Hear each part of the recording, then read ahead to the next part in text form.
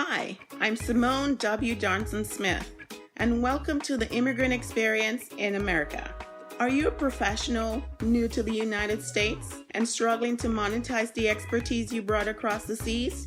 Are you feeling misunderstood and out of touch because you're struggling to understand the unstated rules of the American culture? Each week, we'll take an in-depth look at the positive contributions immigrants are making to the American culture, marketplace, and life. Our intention is to serve as a bridge from your culture to the American culture, giving you a roadmap of tools and the language to understand the unstated rules of the American culture. Let's get started. Welcome to part 2 of the previous episode. Those are some of the challenges that immigrants face. And we're talking about, we know about the big picture. We know about the feeling of being judged and misjudged.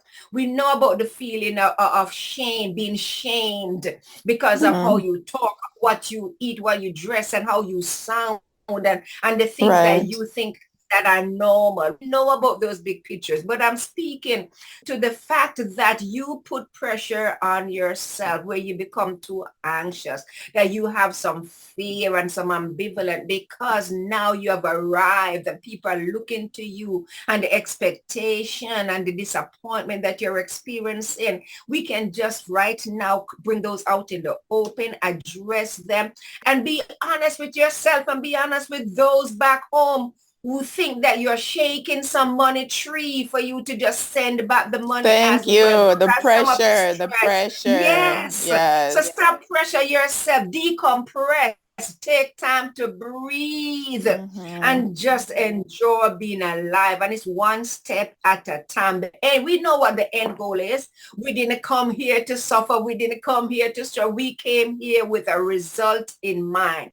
We're result orientated. So we came here because we want to improve our education. We want to improve our financial lot as well. So you take your time and make your plans that are working and credible and realistic and smart in order to get to the end result. And listen, time, it may take some time, but I want to tell you, it's always a process to get to that end result. Oh, that you said so much good information there. And then, this whole stress of you have people back home that you need to support. I've heard somebody telling me of a lady, I'm not sure if she was Chinese or was from an African country. And I think there's a lot of stories that we don't hear about where people come and they're the one that are here. They're the one that's here and they work 20, 30, 40 years and are living such a stressed mode for so long. And then they end up being gravely ill, not even able to enjoy the fruits of what they've worked for. And then they return home just to die. Absolutely. It's so sad.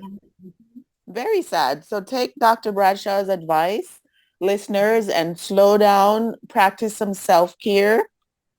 Find community because you need some sort of support and decompress in whatever way. Go walking on the trail, going just for a walk somewhere, just getting away from stressful environment, making sure you're getting the proper rest at night, eating well, because the food here is so different from a lot of places. Because I know I get off the plane and in 2 weeks, I feel my body just swelling up because of everything that I'm eating. And a lot of times I have to go through like a detoxification where I just cut out sugars, oils, processed foods, and just allow my body to just kind of normalize. I mean, I have gut issues because of the regular foods that I'm eating that are just not good for my stomach, And one of the things I want to interject, always keep a grateful log. Because when it's hard to be depressed and feel anxious when you're grateful. So enjoy the small things and then more will be added to you. Very good. And then I guess with your background as being a pastor's wife and a pastor yourself, would you also add the element of spirituality, whether it's a religious community or whatever? Other people from different cultures around the world have different practices. So whatever is meaningful for you, tapping into that greater power to help you manage whatever burdens or trauma life has for you is so important too, right? Absolutely. Well said. And now the psychological world is just catching up with what Christians knew all along. That's your Mm. well-being is dependent on your spirituality. That religion and spirituality are the best solution for mental health issues, except that when you really need some more professional help. But just for regular coping is religion. Whatever your religious ideation is, just believing that there is a power behind you that has your interests at heart. Just think about how wholesome that is, how expressive that is when you can talk to someone and just lay your concerns to them and they're able to work it out with you and for you. Are there any resources out there that people who might not be aware of that you would recommend for people to get some assistance? Because sometimes people have traumas, whether it's from back home, traumas of being in such a shockingly different environment here in the US. Like, what would you recommend for people to get some help? Because sometimes you do need the external help, right? You can't solve it Oh, yourself, right? absolutely, absolutely. And the first thing before I even recommend some resources is that if you need help, seek help. There's no need for you to suffer alone in silence.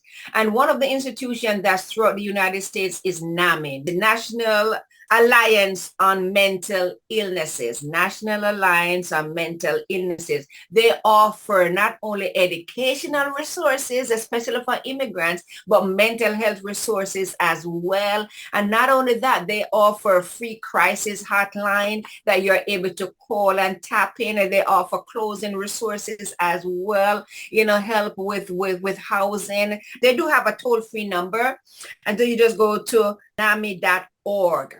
And they will bring up your local contact information. That's one of the main one that I want to recommend for mental health, as well as for crisis intervention, as well as educational resources.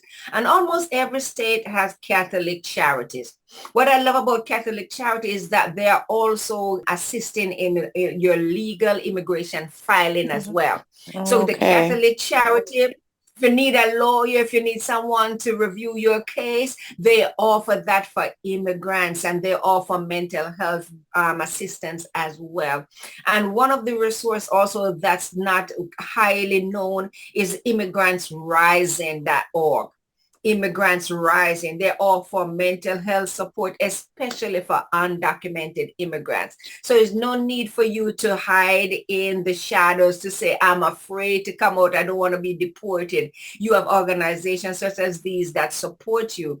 And one of the things medically as well, and for mental health, charity care in the hospital. In all hospitals, they have social work division, and you can Mm. ask for charity care. I've had family members who come to visit, and I've had to take them to the emergency room at hospitals, and we had to tap into charity care because first they have no insurance. Your insurance won't cover them, and they're just here to visit. So not only are Yes. they able to assist immigrants, but they're able to take care of your hospital bills as well.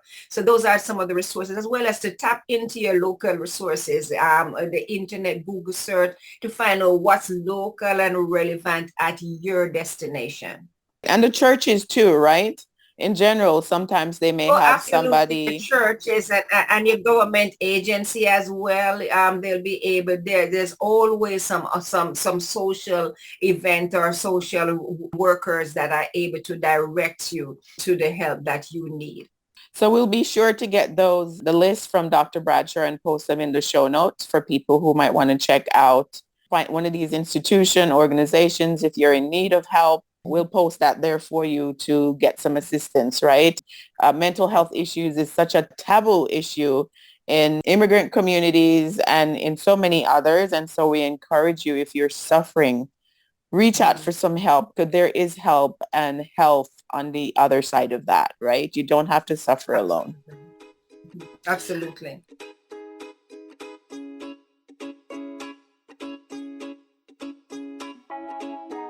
So Dr. Bradshaw, it says that success leaves clues. What do you know now, 30 plus years later, that you wish you had known at the start of your immigrant journey? I wish I knew from the beginning that it's gonna work out. You just need to take the first step and just have faith in your ability that you have been prepared. Your disappointments, your failures, your successes all come together to make the big picture. So I wish I knew, how to just disengage and to start over. What I mean start over, don't dwell on the negativities, those the times that you have been rejected, the people who didn't believe that you will excel. I spent an Yes. undue amount of time stressing over what people have said to me, refusing to Wow. get up and try again because of they don't believe I can make it, and looking at myself in their eyes and say, maybe I shouldn't do this. Just go for it.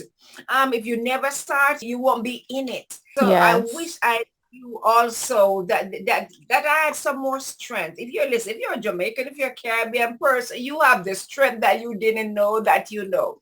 That there is that strength in you based on your Yes. shared experience, based on your family, and based on the fact that you know you cannot fail. Not only do you carry the weight of your family's legacy with you and on your shoulder, but you also have that in you, that built in, I call it the click button to succeed. Because being Hmm. an immigrant, it takes courage to leave your own Yeah. country of familiarity. So the fact that you have started and begun the journey, it means that just seek out the help that's there to help you, assist you to move from point A to point B as well. And I wish Yes. I knew I could seek out the help, and you don't have to be invisible. Doesn't matter. Some of the resources that I just listed as well, those are, even if you're undocumented, it doesn't mean you have to hide who you are. There are resources that are there to assist you, that you don't have to suffer in silence. That was well said.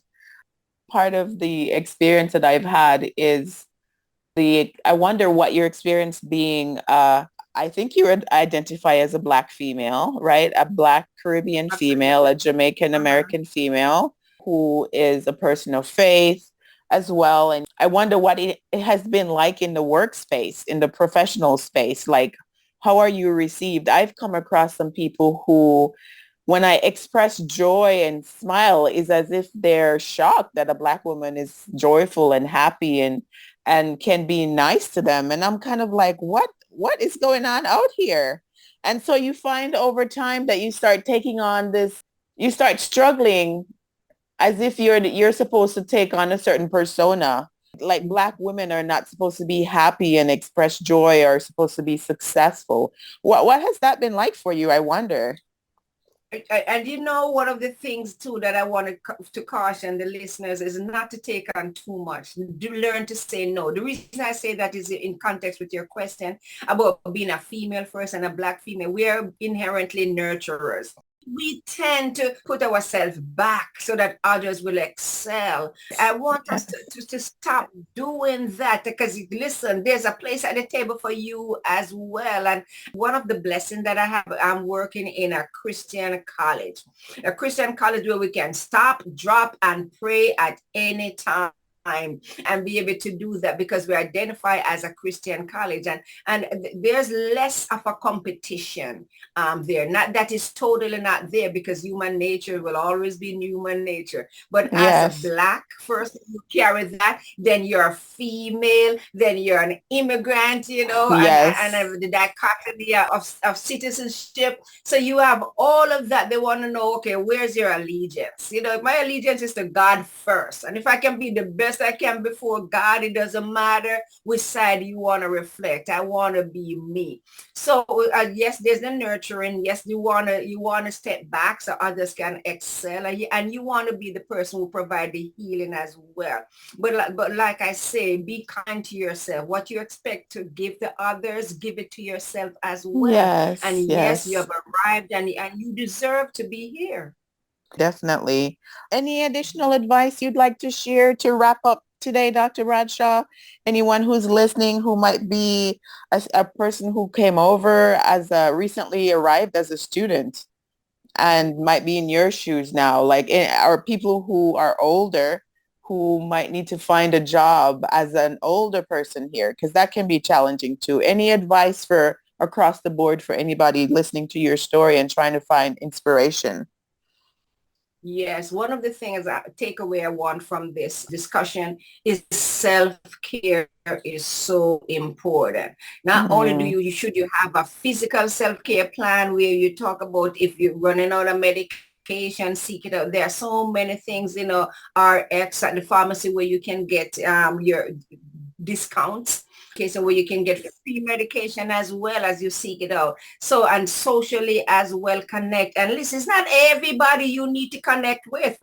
It is some of the people God has already separated you from. So don't try to reach out to find everybody. Now that you're Wow. here and you want to find friends so from way back there, God will That's so lead them to you when powerful. you need to do it. So take care of yourself socially as well. Find things to do that are helpful and healthy. Even to walk in the park, even to see nature and enjoy. You cannot walk through nature and still feel depressed and oppressed. You have to have an appreciation that you're alive, and not many people are able to see, to smell, to walk unaided. So, just be grateful of life. When you wake up in the morning, it means God is not done with you yet. There's still work left for you to do.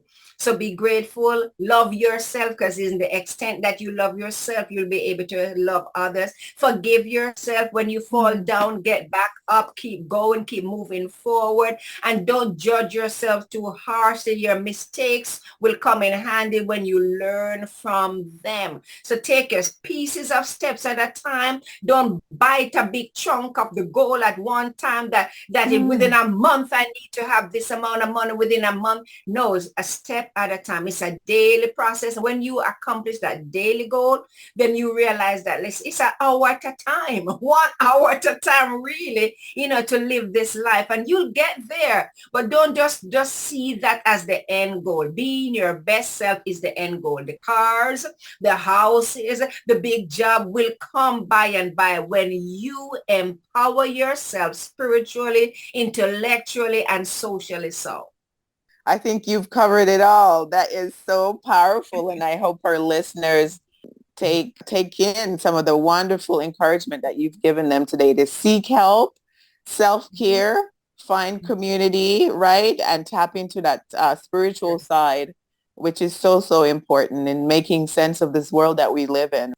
Absolutely. So thank you so much, Dr. Bradshaw, for joining us today on the show. We appreciate your time. This has been a phenomenal discussion. I truly enjoy it, and I can't wait to listen back to some of the things that we discussed. Thank you, listeners, for joining us again on another episode. And walk good, stay healthy.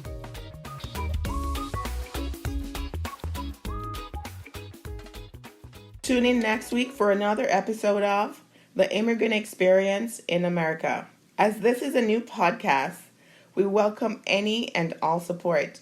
If you have not done so already, subscribe on the Apple Podcast app, Google Podcast app, Spotify, Stitcher, or wherever you listen. You can also support us by completing a 5-star rating and review and sharing our podcast with your friends, family, and circle of influence.